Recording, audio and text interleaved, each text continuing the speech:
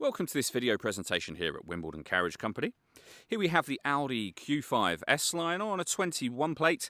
I'm going to start off by showing you around the outside of the car, and then we'll hop in and run through just a few of the controls on the inside. From the outside you can of course see it's got those alloy wheels, tinted windows as well. We're going to start off inside the boot area of the car first of all.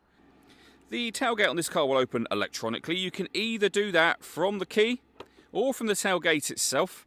As we approach the back of the car, you'll see we have reversing sensors. This car's also got a parking camera.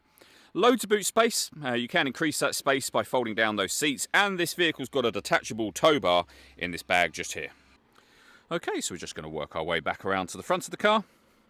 And then, as I mentioned, we'll hop in and run through some of the controls on the inside of it from there. Now that we've done a full circle though, you can see the alloy wheels are in fantastic condition, as is the bodywork the whole way around the car. Just briefly before we climb in, I think it's well worth seeing the interior from this exterior point of view. There's plenty to run through on the dashboard, so let's hop in and we'll do that right now. Okay, now that we're inside the car, we're going to start with the dials. So over on the left-hand side, first of all, we have the rev counter. Within the rev counter, it will show you what gear this car is in. It's an automatic, so we are in park at the moment, of course. We've also got the fuel gauge in that section. Over on the right-hand side, the speedometer and the digital readout for the speedometer within that. In the middle at the bottom, you can see the total miles for the car. They are 28,434. You can change the information that's displayed above that using buttons on the steering wheel. We're on the driving data menu there. There are other menus available to you as well. For example, as you can see, satellite navigation.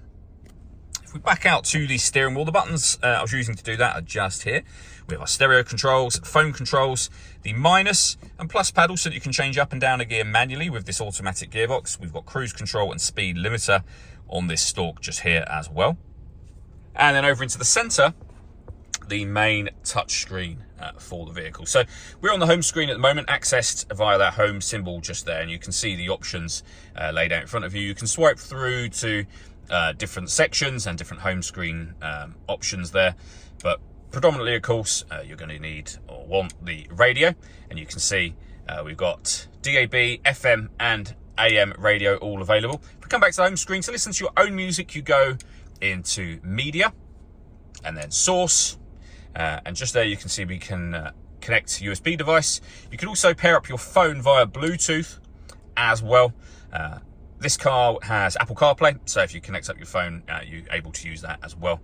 And we have phone apps just here, as you can see, Apple CarPlay and Android Auto, both available, and you can connect to those wirelessly.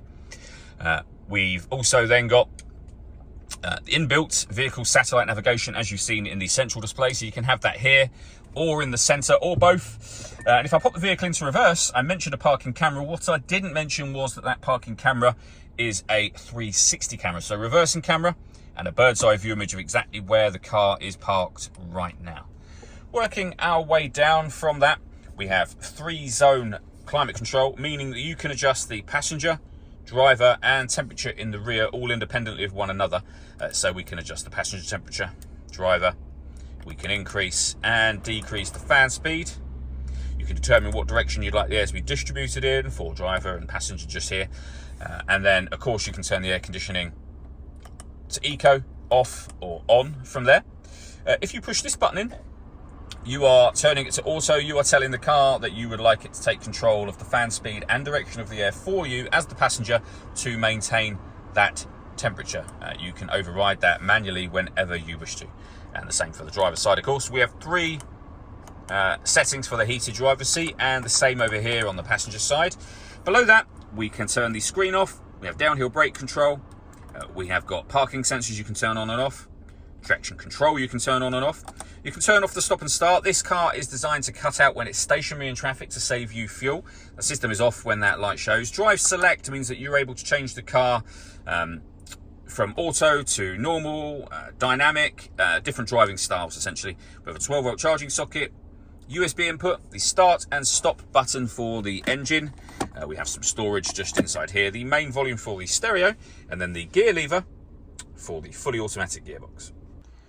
The last thing I wanted to run through is the paperwork we hold for the car. So you can see the V5 registration document just there. We have the spare key for the car, so 2 keys in total, of course. Audi's service record, so the printout from Audi themselves showing services in 22, 23 and 24, and the current MOT which expires in March of 2025. All that leaves me to say is thank you for taking the time to watch this video. If you'd like to come and see the car for yourself and have a test drive, or you'd like a live bespoke video tour of the car, please feel free to give us a call here at Wimbledon Carriage Company. We'd love to hear from you soon.